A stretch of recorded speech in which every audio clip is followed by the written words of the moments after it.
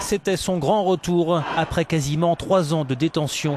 Aussitôt libérée, Yulia Tymoshenko s'est rendue hier soir à Maïdan, tout un symbole.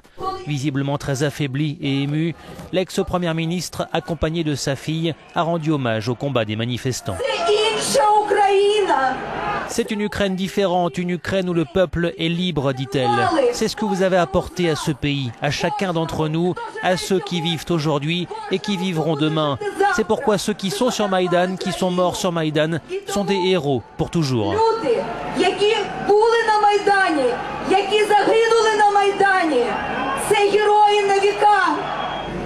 Les dépouilles des manifestants tués dans le centre de Kiev étaient exposées hier soir sur Maïdan avant d'être rendues aux familles.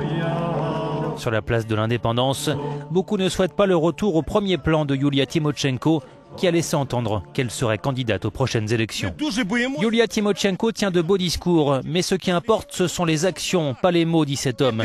Les dirigeants se sont enrichis, et nous n'avons rien obtenu. Cette femme est favorable au retour de l'ex-première ministre.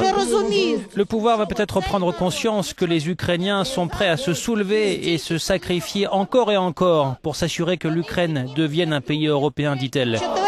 Donc j'attends beaucoup de Yulia.